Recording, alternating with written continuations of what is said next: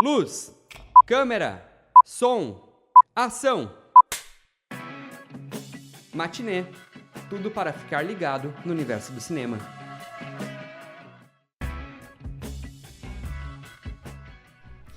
Boa tarde. Está começando aqui na UniFM 107.9 o Matinê, um programa que te convida a mergulhar no universo do cinema. Eu sou Alexandre Macari e vamos juntos até às 3 da tarde. Hoje vamos falar sobre o Cineclube Odisseia e sobre a relação entre cinema, educação e sociedade, com o jornalista, produtor cultural, professor, cinéfilo e cineclubista Carlos Alberto Badic, ou como irei chamá-lo aqui no programa, Bebeto Badic. Não esqueça de seguir e mandar sua mensagem no Instagram, @cinemac, soletrando CINEMACC, e também pelo WhatsApp das rádios da UFSM no número 55-3220-8106.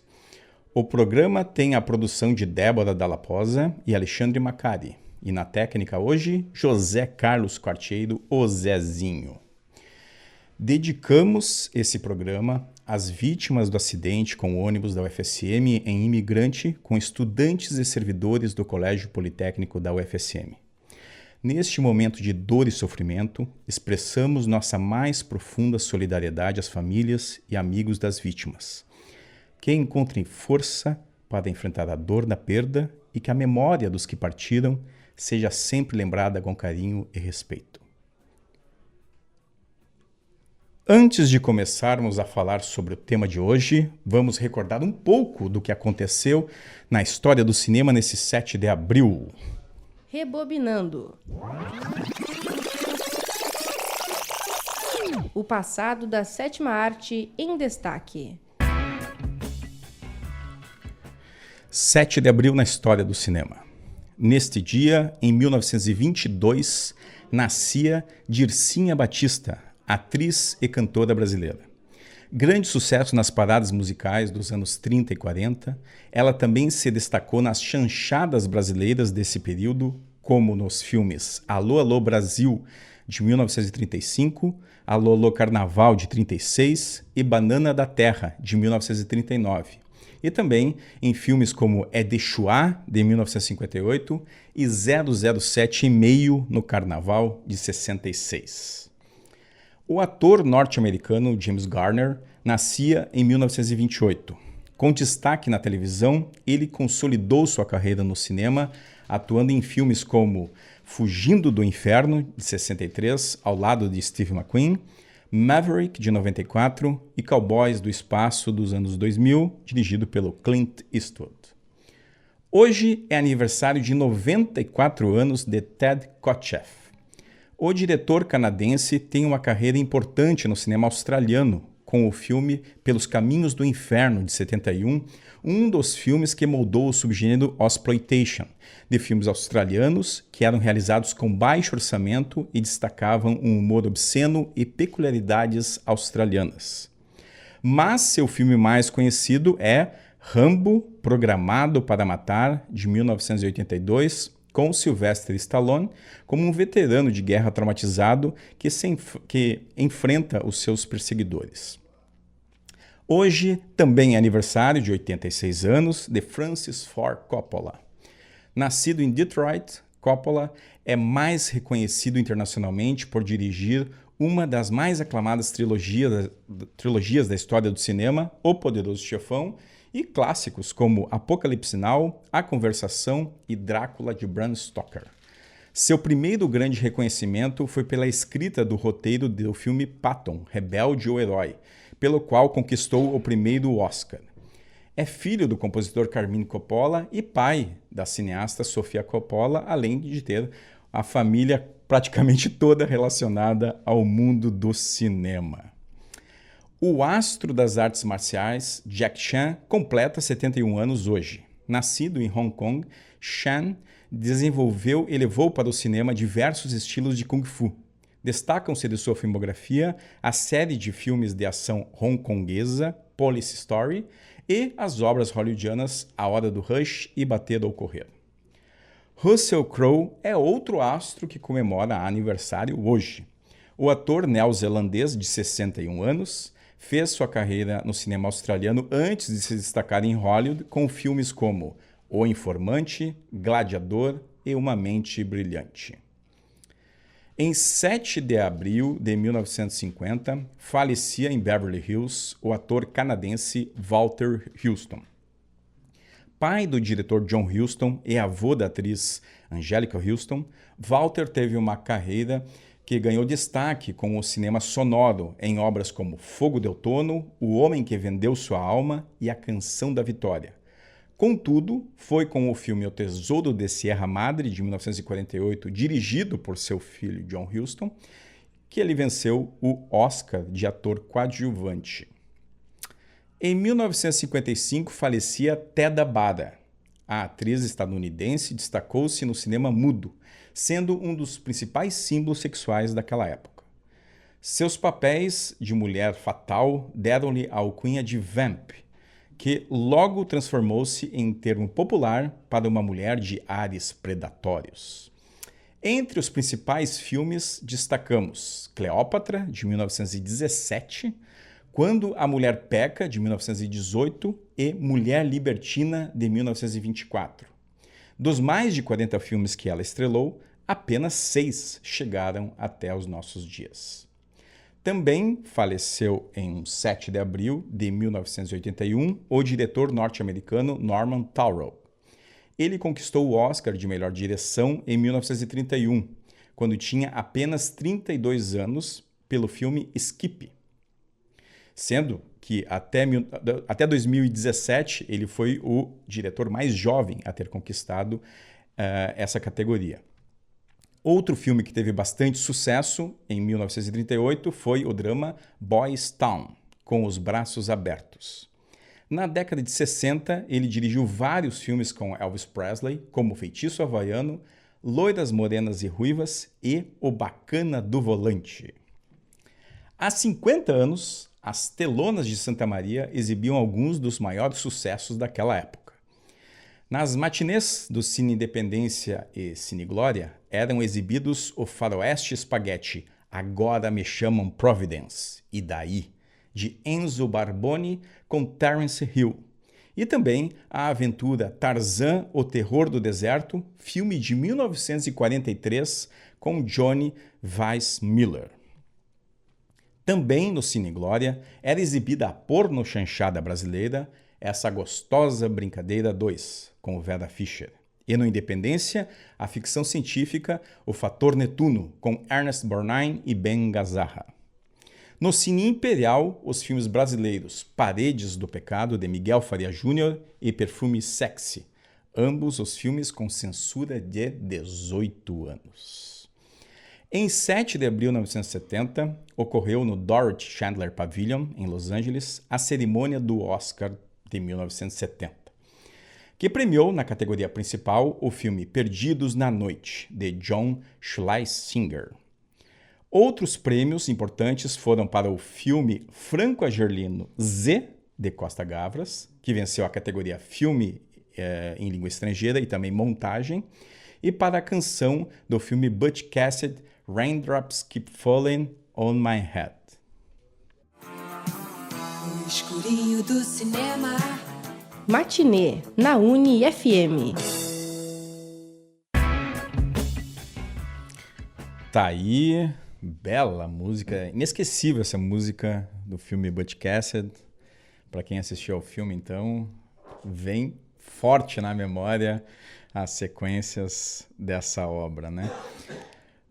A cultura cineclubista se destaca em Santa Maria também pela condição da cidade ter esse teor bastante universitário. Uma dessas iniciativas foi construída ao longo dos anos por pessoas que se dedicam a estudar cinema e a levar tanto para os espaços universitários quanto para a comunidade a paixão pela reflexão sobre filmes. Um desses exemplos de dedicação à arte e também à arte cinematográfica é o jornalista, ator, professor, cineclubista Bebeto Badic. Obrigado pela presença, Bebeto. Obrigado a ti, né, Macari? Parabéns pelo Dia do Jornalista também, é que é verdade, hoje. né? Obrigado. Isso, também parabenizo todos os meus amigos jornalistas. Os meus colegas todos também, aos alunos, os futuros jornalistas. É que, como eu estava te falando antes, cinema é paixão, né? Algo que a gente desenvolve desde pequeno. Eu lembro da primeira sessão de cinema que eu fui com o meu pai para ver um Bang Bang. Ele adorava Faroeste. E nunca esqueci aquela primeira sessão. Depois, ao longo da vida aqui em Santa Maria, fui muito nas matinês do Independência, do Glória. O Imperial a gente não ia, porque era quase só os filmes proibidos para 18, né? Aí, quando eu fui morar em Porto Alegre fazer faculdade, eu ia muito no Scala e no Cacique, porque eu morava ali na frente. Depois pegaram fogo e hoje virou supermercado, né? Uhum.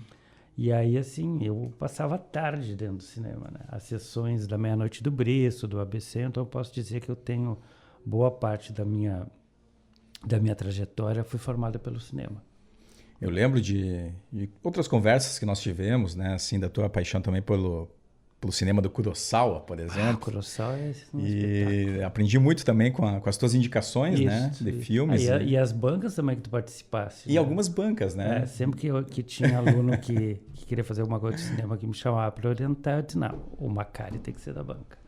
O professor Bebeto foi professor do Centro Universitário Franciscano, hoje Universidade Franciscana, né? Durante 21 anos. 21 anos, é uma trajetória incrível, né?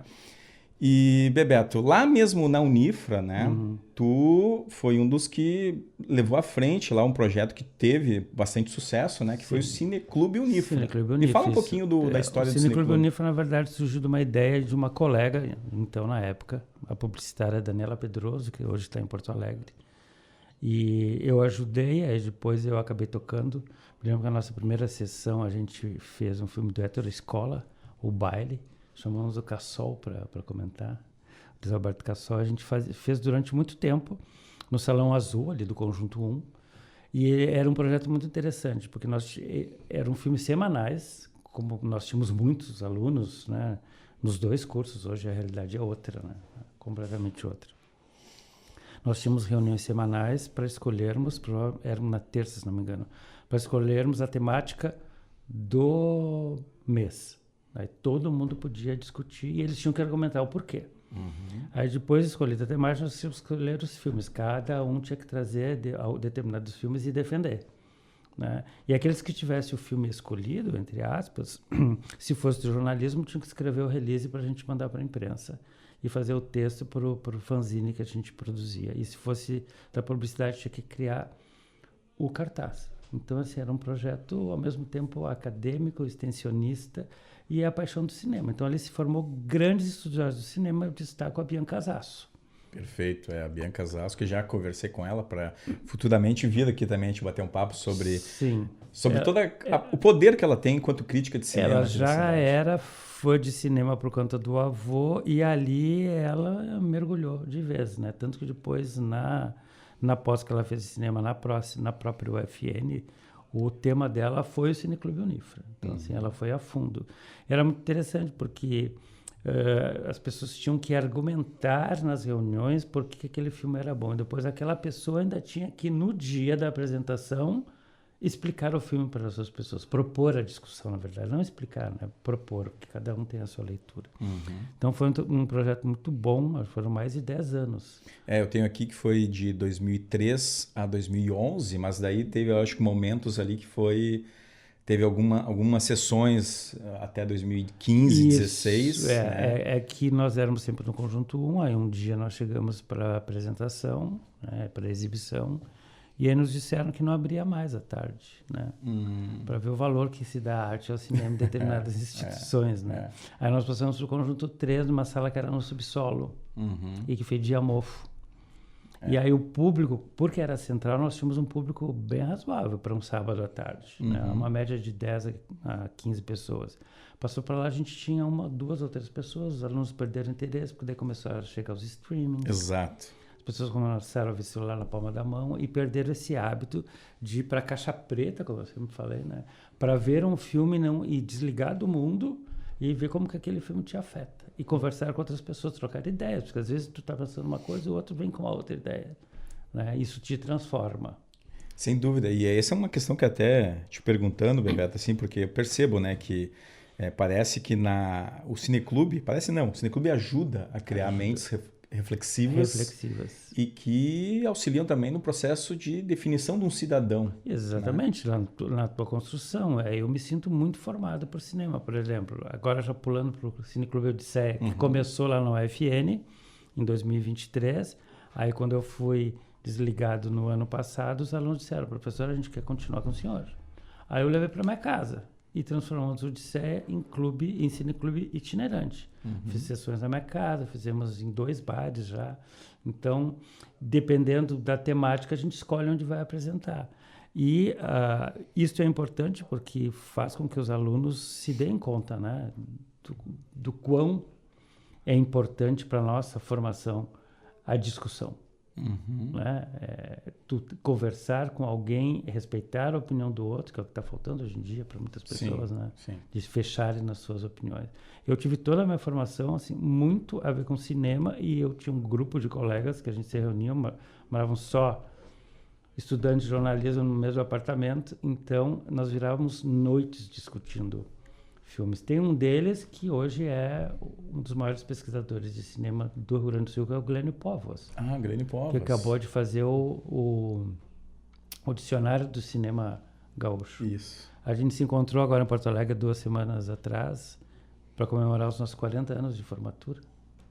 E ele me deu de presente o livro, né, o dicionário.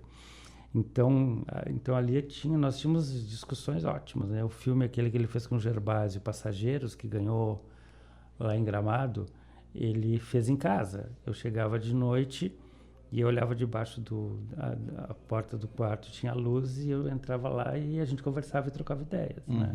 Ajudei ele na produção, aí também ele queria fazer uma cena, ele estava gravando na Farrapos, e ele disse assim: eu queria gravar uma cena na Farrapos. E eu disse: tá, mas essa rua aqui que tu... Era ali no antigo Gruta Azul. Essa rua aqui é a Rua dos Travestis, a Travessa São Carlos. Sim. E ele disse: onde é que eu vou arrumar um travesti para gravar? Eu disse: porque eu tinha feito um travesti, que eu fazia cênicas na URGS. E eu fiz o travesti. Né? Então foi assim, uma experiência incrível, porque tu fazer filme com película no meio da rua, em 1986. Foram 8 horas para poder filmar. Imagina. Eu apareço 10 segundos. O câmera ficava dentro de um táxi e ele tinha que me pegar pelo espelho, pelo retrovisor. Como não tinha como tu ver, porque era filme, né? Não tinha como tu ver se essa cena ficou boa ou não. Então tu tinha que confiar no cinegrafista, e era ninguém menos do que Alex Hernambi, um dos maiores que o Rio Grande do Sul tem. Sim. Então aquilo ali foi uma experiência espetacular, né? Fazer cinema de verdade, com película, no meio da rua, de madrugada, na Avenida Farrapos. Tu também tá num filme do Furtado, né? Do Jorge Furtado? Não, do Furtado não. Não? Não. Eu tinha a impressão que tu tava num filme... Eu fiz esse Passageiros e fiz agora um que inclusive tá no que sai agora, né? O quê? Esse próximo filme aí que tu vai falar. Não. Vou falar do outro que eu fiz, aquele do Edmundo Está em Casa com do Edmundo Está em Casa, tá? Isso, tá. Com o Laédio. É que eu vi, acho que no teu Instagram, alguma imagem que talvez estavam usando, então, o teu espaço para gravar alguma cena. Sim, mas aí aquele é do Elker. Ah, tá. Aquilo foi gravado lá em casa, na minha casa. Eu moro num pequeno centro cultural agora, né? Sim, pois é. Eu fiz o do estúdio Laédio também agora. Eu fiz o do Laédio, que a gente fez aqui no centro de convenções. Muitas cenas.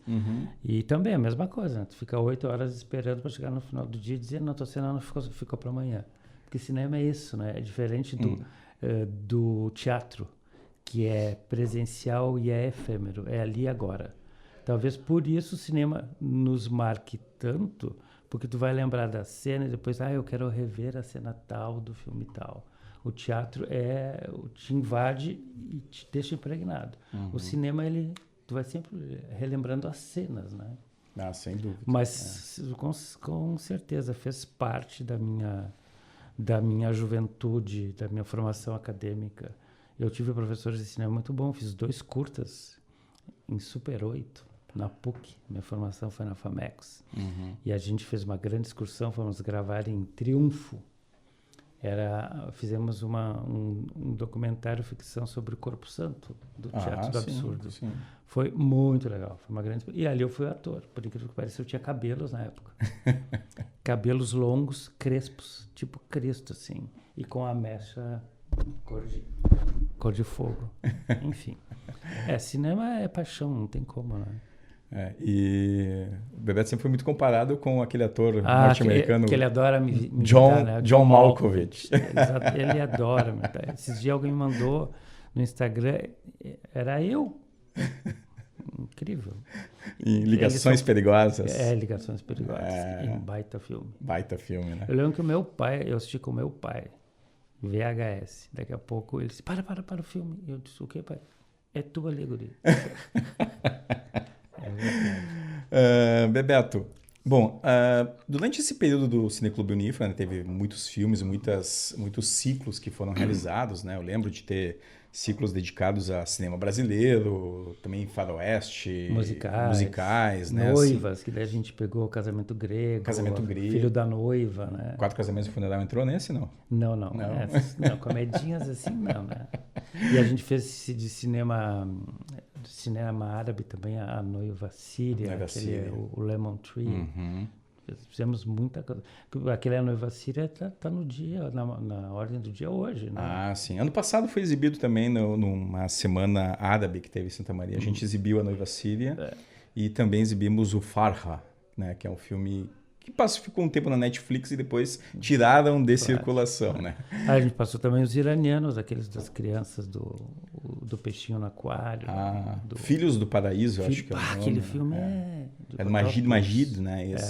É de cortar os pulsos. Os filmes iranianos são fantásticos, né? E isso é um tipo de reflexão, né? E próprio mesmo, né? Fazer a curadoria de um cineclube, né? Ele ajuda também para que as pessoas que estão começando comecem a embarcar e conhecer novas culturas, novos cinemas e novos universos, né? Se expande, né? Se abre a mente das pessoas. Conhecer o mundo, né? Por Conhecer exemplo, cinema argentino. A gente Exato.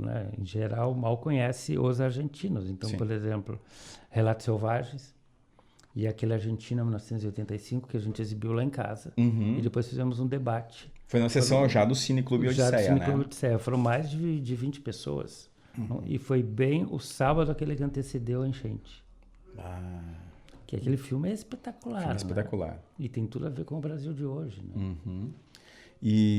Mas falando sobre essa questão ainda, Bebeto, da curadoria, né? Bom, tu explicou como é que funcionava a curadoria do Cineclube da Unifra, né? Esse modelo se manteve para o Cineclube da Odisseia também? E por que tem esse nome, Cineclube Odisseia? Não lembro. Porque tem a ver com o Homero, Tem né? a ver Sem com dúvida, Homero, com Odisseia. Eu acho que foi um dos alunos da história até que sugeriu.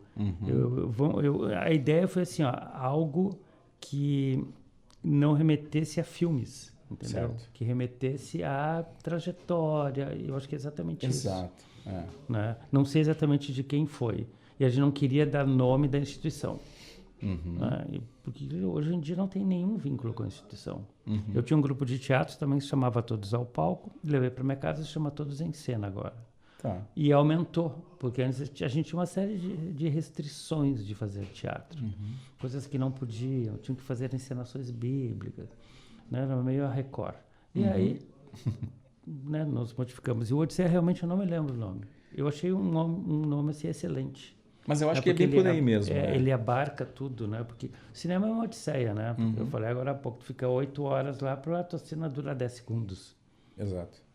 Né? Se tu não embarca no navio do Odisseus, né? Do Ulisses, e ele viaja, né? Ele faz viajar. Ele retorna justamente lá da Troia, né? Exatamente. Então, a própria questão... O próprio Christopher Nolan, aí, o diretor que venceu o Oscar no ano passado, né, tá fazendo uma versão agora da Odisseia, verdade, né? É verdade. Então, eu li sobre isso. Até eu vi os personagens todos.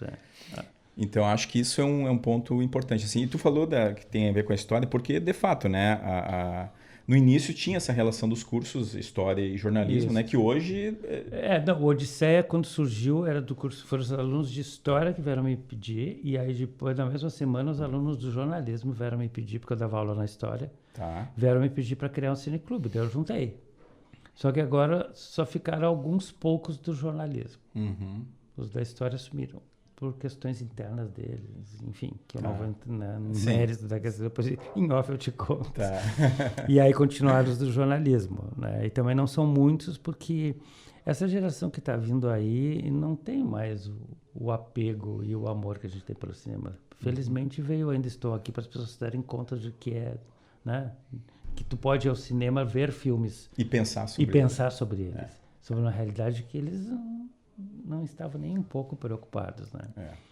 Bebeto. Bom, para falar, dar um exemplo disso, né, da importância do cinema, né, na última terça-feira, né, faleceu, dia 1º de abril, né, faleceu o ator norte-americano Val Kilmer, né? E agora, para homenageá-lo, a gente vai trazer aqui a música Roadhouse Blues, que está na trilha sonora de um dos filmes que foi... Para mim foi assim, conhecer The Doors. Hoje até eu vejo o filme com algumas críticas, mas na época era o filme referência, né? E ele estava muito bem, né? Tava muito bem, né? Então, a gente vai ouvir essa música agora, do filme The Doors, tá na trilha sonora do filme The Doors, do Oliver Stone, e que teve o protagonismo do Val Kilmer aí no papel do líder da banda e ícone do rock, Jim Morrison.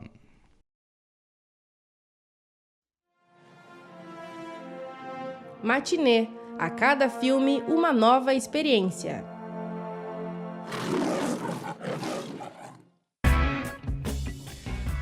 Tá aí, trilha sonora do filme The Doors. Quem não assistiu, por favor, faça essa bondade consigo mesmo e assista, né? Vamos seguir o papo aqui com o Bebeto? Porque além de ser um bom filme, a trilha sonora é espetacular. Espetacular. The Doors, depois que tu ouve uma vez, tá fisgado, né? É impressionante. E eu tava comentando aqui A do offline, onde tu morou lá em Paris, né? Na verdade, eu trabalhava próximo da rua onde era a rua, né? Porque naquela época não tinha internet, não tinha essas coisas todas. A gente frequentava muito a agência do Correio, né? Para mandar cartas do Brasil, para mandar pacote, para mandar coisas. E a agência do Correio era na rua onde morou o Jim Morrison. E aí tu chega lá, Paris, tudo que é prédio histórico tem uma identificação, né? Então tem uma placa, neste prédio habitou Jim Morrison no ano tal, e aqui faleceu. Mas eles não colocam andar nem nada, porque você não imagina hoje já tá cheio de influencers de lá querendo fazer foto, né? E os próprios fãs do Jim Morrison. E o cemitério lá onde ele teoricamente estaria enterrado, porque agora tem uma tese que diz que ele não está mais lá, no cemitério do Père Lachaise. Logo que a gente entra, tu estiveste lá também, né? Logo que a gente entra é à direita, tu chega lá, as pessoas estão sentadas no chão, tocando violão, cantando, é um astral bem legal. Assim. Diferente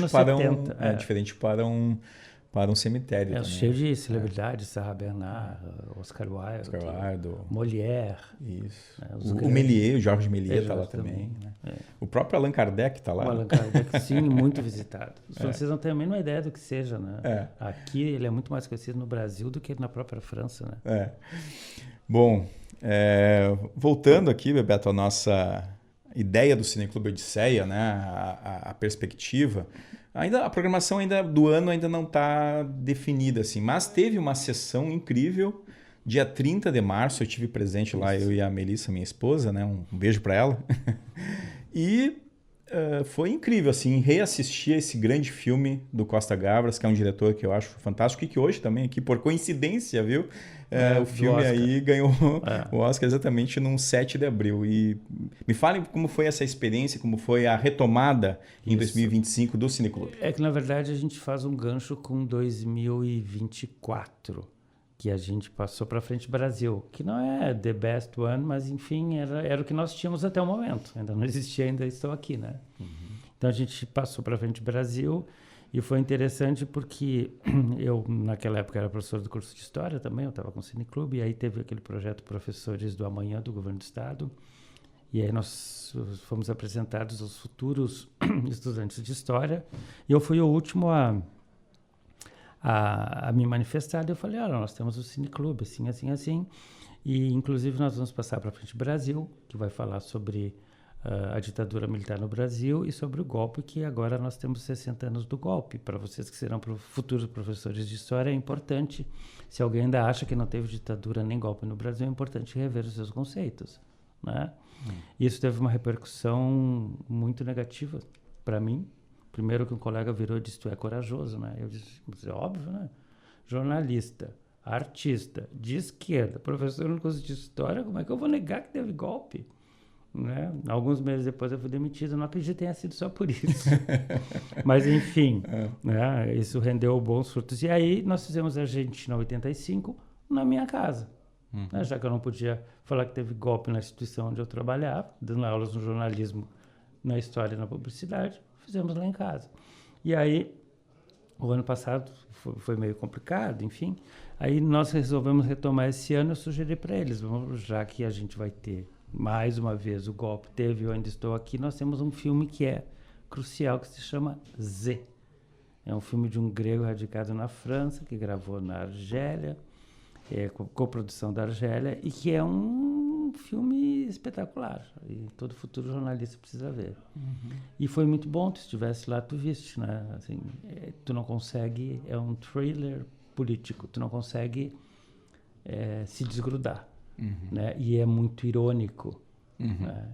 Não é à toa que ganhou a melhor montagem também no Oscar, né? Com atores excepcionais. E uma história que dá uma reviravolta no final que tu leva um soco no estômago.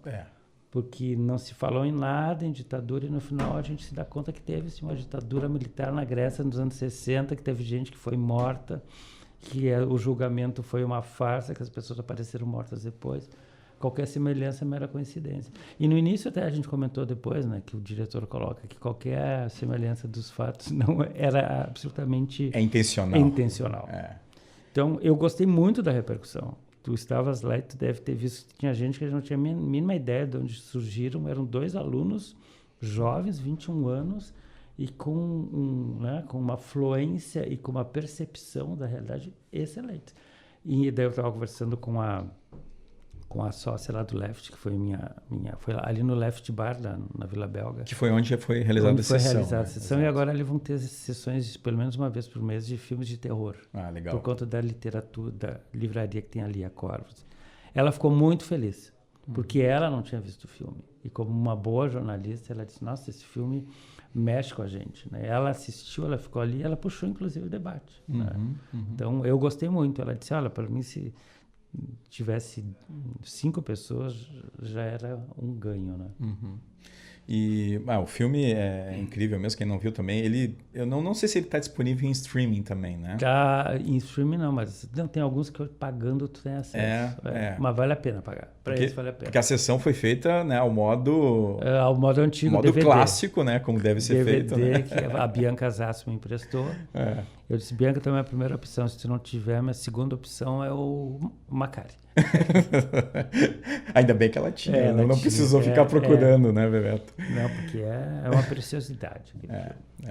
Os filmes do Costa Gavras, grande parte deles, né, tem essa veia do cinema político. E isso né? tudo eu descobri na época da faculdade, da minha juventude. Né? Eu tinha uma professora que tinha acabado de vir do Chile, a Krista Berger, uma das melhores professoras que eu já tive. Ela até tem uma organização de um livro sobre jornalismo e cinema, eu acho, né? Tem. Ela é espetacular. Ela foi professora da PUC, depois foi para a Unicinos. Ela foi minha orientadora na PUC, depois na Unicinos ela era coordenadora do curso, ela foi minha banca.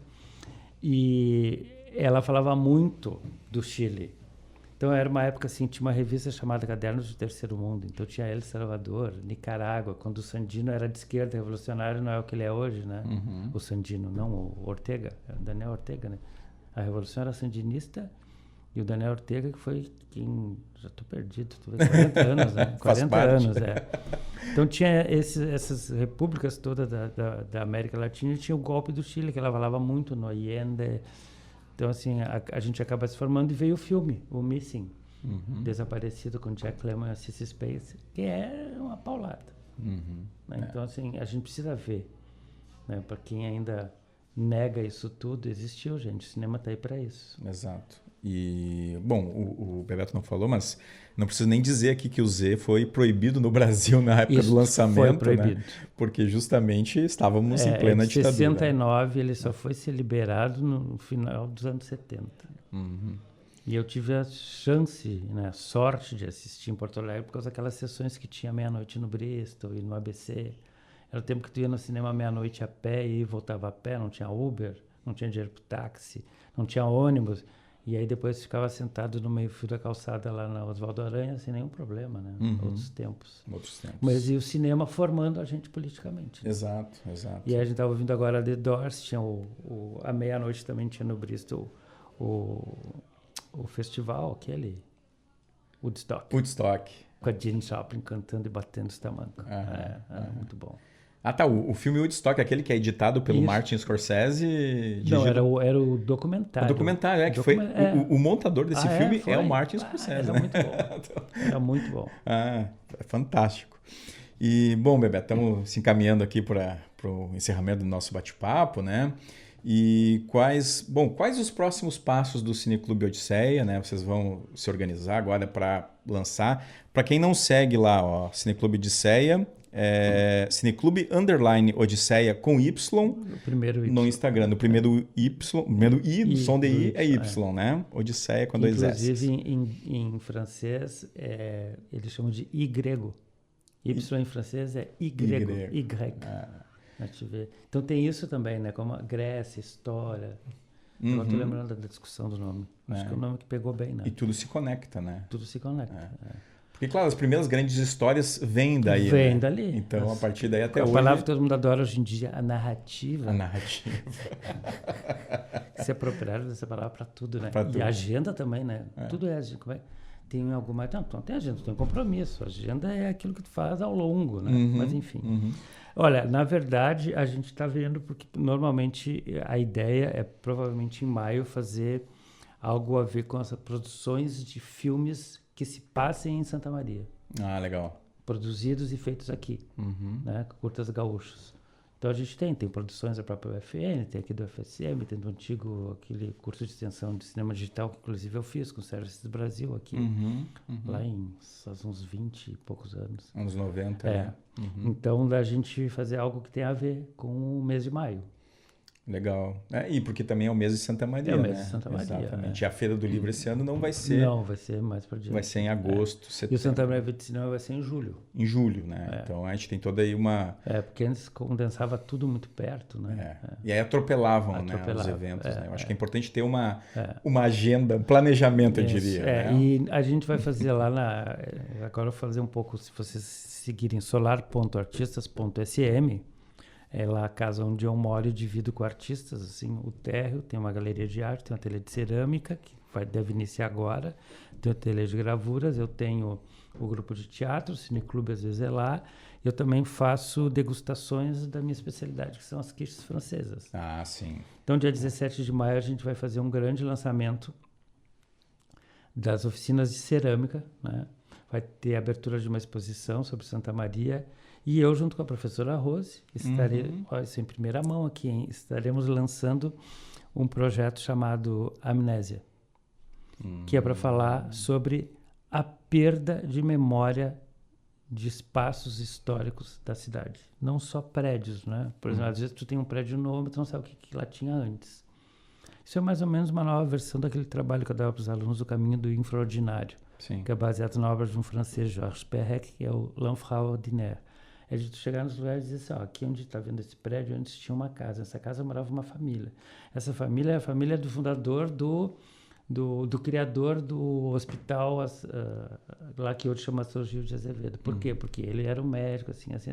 Vai ser isso. Eu e a Rose vamos fazer esse projeto em módulos de aulas, de encontros, com as pessoas podendo participar. E ao final de cada módulo, a gente vai fazer um passeio pelos locais os quais a gente abordou naquele módulo. Sensacional.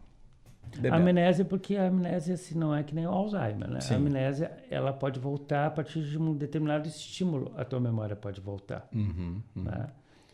Fantástico, Bebeto. Olha, parabéns pelas essas iniciativas que está tendo agora. Obrigado pela presença aqui. Eu que agradeço. E futuramente aí, né, o espaço aqui para falar sobre cinema e cultura sempre está aberto, viu? Obrigado, muito obrigado e vida longa para vocês.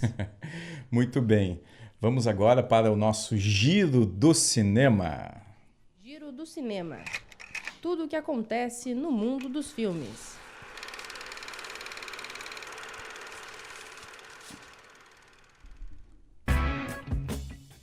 Agora é hora do nosso giro do cinema, com a programação de cinema em Santa Maria e as notícias também do mundo do cinema que passaram aí na semana. A principal estreia da semana no Cinépolis e no Arcoplex é um filme Minecraft. Baseado no jogo eletrônico Minecraft, o filme traz a história de 4 pessoas, né, que são atraídas por um portal misterioso que os leva para Overworld, uma terra das maravilhas bizarras e cúbicas que prosperam com a imaginação. Para voltar para casa, eles têm que dominar o terreno enquanto embarcam em uma missão com um construtor inesperado chamado Steve. No elenco estão Jason Momoa e também Jack Black. Líder da bilheteria nacional na semana ainda é Branca de Neve, filme super criticado, já falamos bastante dele aqui. A versão, é claro, live action, né? O filme continua em cartaz tanto no Cinépolis quanto no Arcoplex. Também nesses 2 cinemas estão passando os filmes de ação Resgate Implacável, com Jason Statham, e Novocaine, A Prova de Dor, com Jack Quaid. No Arcoplex, outro filme de ação que está em cartaz é Código Aladdin, com Sylvester Stallone e Isis Valverde. Também o suspense psicológico Presença, dirigido pelo renomado cineasta Steven Soderbergh. E no Cinépolis, a comédia dramática Um Dia Daqueles e o filme brasileiro Vitória, de Andrew Schwarzenegger, e que tem Fernanda Montenegro no protagonismo, que está entrando na sua 4ª semana em cartaz. Agora aqui o que vai passar nos cineclubes da cidade essa semana. Amanhã, às 19 horas, no auditório da SESMA, o Cineclube Lanterninha Aurélio segue a programação do Festival Internacional de Cinema de Arquivo com a exibição da obra Sobreviventes no Pampa, de Rogério Rodrigues. A obra foi vencedora do Kikito de melhor filme pelo júri popular no Festival de Gramado 2023 e a entrada é gratuita. Próxima quarta-feira, dia 9, às 19 horas, o Cineclube da Boca exibe o curta-metragem Os Churras, de Maurício Canterli. Realizado todo na cidade de Santiago, a obra traz a história de 2 amigos que conversam sobre um filme imaginário enquanto assam um bom churrasco. A sessão acontece no auditório do prédio 67 aqui do UFSM e a entrada é franca. 2 notícias de produções futuras em Hollywood movimentaram a bolha do cinema. Segundo a Variety, Era Uma Vez em Hollywood vai ganhar sequência, estrelada por Brad Pitt, e com a direção de David Fincher e roteiro de Quentin Tarantino. A Netflix estaria envolvida na produção, de acordo com essa publicação. Outra notícia trouxe a confirmação do elenco para os filmes dos Beatles, que serão dirigidos por Sam Mendes. Harris Dickinson, de Baby Girl, será John Lennon. Paul Mescal, de Gladiador 2, viverá o Paul McCartney. Joseph Quinn, de Um Lugar Silencioso, dia 1, interpretará George Harrison. E Barry Keoghan, de Saltburn, será Ringo Starr. Segundo Sam Mendes, cada membro da banda terá um filme solo, com momentos em que serão interagindo, né? Os 4 filmes terão momentos, digamos, em comum, né? E as produções elas estão previstas todas para serem lançadas em abril de 2028. Eu acho que esse é o maior desafio, né? 4 filmes diferentes sobre os Beatles, lançados todos no mesmo mês, vai ser algo incrível se confirmar, né? Foi anunciado hoje pelos organizadores do Festival de Cannes que Robert De Niro será o homenageado da edição 2025 e receberá a Palma de Ouro honorária durante a cerimônia de abertura do evento, dia 13 de maio. De Niro expressou sua felicidade e disse que receber o prêmio justamente em um momento em que o mundo passa por tantas coisas que separam as pessoas, Cannes promove essa perspectiva de união de contadores de histórias, de cineastas, de fãs e de amigos. Então, De Niro está muito feliz com a possibilidade de, como ele diz, voltar para casa. O festival acontece entre 13 e 24 de maio e a atriz francesa Juliette Binoche será a presidente do júri da competição. O momento colecionismo da semana traz aqui o resultado do leilão do boneco animatrônico original de ET, o extraterrestre. E o ET ficou sem comprador. A estimativa dos leiloeiros era de que o item estaria avaliado entre 3 milhões de reais e 5 milhões de reais. Segundo Cassandra Hayton, vice-presidente da Sotheby's, o modelo de ET, que foi criado pelo artista italiano de efeitos especiais Carlo Rambaldi, é uma peça extraordinária da história do cinema. E, embora não tenha encontrado um comprador no leilão, sua importância não diminui, confiando que o ET deverá ir para o seu lar em breve. Momento fofoca da semana traz aqui a controvérsia das imagens estilo Estúdio Ghibli criadas por inteligência artificial. Nas últimas semanas, as redes sociais foram invadidas por uma verdadeira enxurrada de imagens geradas pelo ChatGPT no estilo das animações icônicas do Estúdio Ghibli, cofundado pelo renomado cineasta Hayao Miyazaki. A popularidade da trend foi tanta que Sam Altman, CEO da OpenAI, até brincou no X, antigo Twitter, que as GPUs estão derretendo devido ao grande aumento de imagens que foram criadas pelos usuários. Mas, como toda tendência viral, essa também trouxe polêmicas à tona. O uso do estilo visual do Estúdio Ghibli para criar imagens por IA gerou reações intensas, especialmente entre artistas e profissionais do setor. O jornalista Brian Merchant, em sua newsletter Blood in the Machine, levantou um ponto interessante. Ao usar o trabalho de estúdios como o Ghibli para promover a tecnologia de inteligência artificial, as grandes empresas estão, de certa forma, mostrando seu poder sobre os criadores e artistas.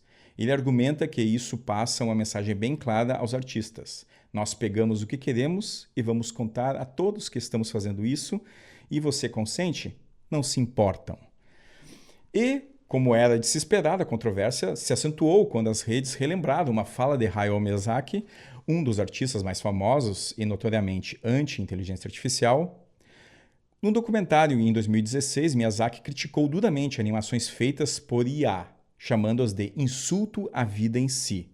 Para ele, a essência da animação vai além da técnica. É uma expressão profundamente humana que não pode ser substituída por máquinas. E certamente essas discussões, elas continuarão porque vivemos exatamente esse momento no mundo. Bom, chegamos ao fim de mais um Matinê ao Vivo, em que conversamos sobre o Cineclube Odisseia, também sobre a trajetória do nosso convidado, Bebeto Badic. Você pode ouvir novamente esse programa e também os programas anteriores no YouTube, @Cinemac3, e no Spotify, @Cinemac. Não se esqueça de seguir nossas redes sociais no Instagram, @Cinemac, e também @RádiosUFSM. Também segue lá, Cineclube Odisseia. E dá o like. A nossa próxima sessão será no dia 14 de abril, trazendo tudo o que importa sobre o cinema. Para encerrar o programa de hoje, vamos conferir a música Kiss from a Rose, de Seal, que está na trilha sonora do filme Batman Eternamente, e que teve também Val Kilmer no papel do Homem-Morcego. E lembre-se, cuide da sua saúde e assista a ótimos filmes. Corta! Você acompanhou Matinê, tudo para ficar ligado no universo do cinema.